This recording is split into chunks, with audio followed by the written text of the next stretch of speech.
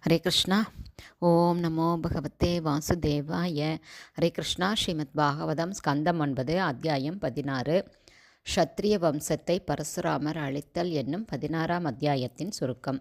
இந்த அத்தியாயத்தில் விளக்கப்படுவதைப் போல கார்த்த வீர்யார்ஜுனனின் மகன்கள் ஜமதக்னி முனிவரை கொன்றதால் பரசுராமர் 21 முறைகள் இந்த உலகில் க்ஷத்திரியர்களே இல்லாது போகும்படி அவர்களை அழித்தார்.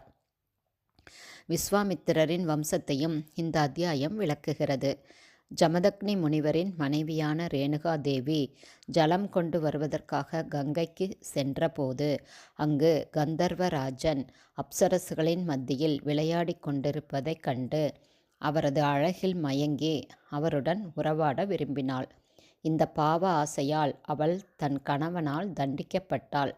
பரசுராமர் தனது தாயையும் சகோதரர்களையும் ஜமதக்னி முனிவரின் ஆணையால் கொன்றபோதிலும் ஜமதக்னி முனிவர் தமது தவ வலிமையால் மீண்டும் அவர்களை பரசுராமரின் வேண்டுதலின்படி உயிர்ப்பித்தார்.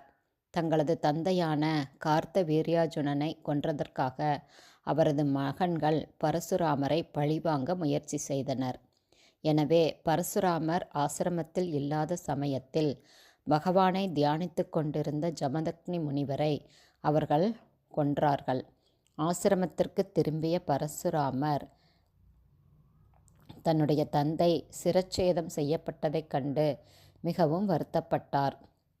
உயிரற்ற உடலை நன்கு கவனித்து கொள்ளும்படி தன் சகோதரர்களை கேட்டுக்கொண்ட பின் உலகிலுள்ள சத்திரியர்களை எல்லாம் கொன்று வருவதற்காக உறுதியுடன் அவர் வெளியேறினார்.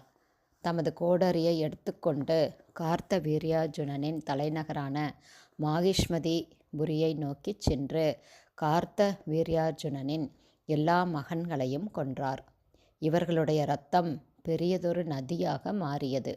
ஆனாலும் கார்த்த வீர்யார்ஜுனனின் மகன்களை கொன்றதால் மட்டும் பரசுராமர் திருப்தியடையவில்லை. பிறகு க்ஷத்திரியர்கள் தொல்லை கொடுப்பவர்களாக மாறிய போது பூமியில் க்ஷத்திரியர்களே இல்லாதபடி 21 முறை அவர்களை பரசுராமர் கொன்றார். அதன் பிறகு தன் தந்தையின் தலையை உயிரற்ற உடலுடன் இணைத்த பரசுராமர் பல யாகங்களை செய்து பரமபுருஷ பகவான் கிருஷ்ணரை திருப்திப்படுத்தினார். இவ்வாறாக மீண்டும் உயிர் பெற்ற ஜமதக்னி முனிவர் பிறகு உயர் கிரகத்திற்கு உயர்த்தப்பட்டார். ஜமதக்னி முனிவரின் புத்திரரான பரசுராமர் மகேந்திர பர்வதத்தில் இன்னும் வாழ்ந்து வருகிறார். அடுத்த மன்வந்திரத்தில் அவர் ஒரு வேத ஞான போதகராக இருப்பார். காதியின் வம்சத்தில் மிகவும் சக்தி வாய்ந்தவரான விஸ்வாமித்திரர் பிறந்தார். தவ வலிமையால் அவர் ஒரு பிராமணராக மாறினார். அவருக்கு 101 மகன்கள் இருந்தனர். அவர்கள் மதுச்சந்தர்கள் என்று புகழப்பட்டனர். ஹரிச்சந்திரனின் யாக அரங்கத்தில் அஜய்கர்த்தரின் மகனான சுனக்ஷேபன் யாகப் பசுவாக வைக்கப்பட்டார். ஆனால் பிரஜாபதிகளின் கருணையால் அவர் விடுவிக்கப்பட்டார். பிறகு அவர் காதி வம்சத்தில் தேவராதர் ஆனார்.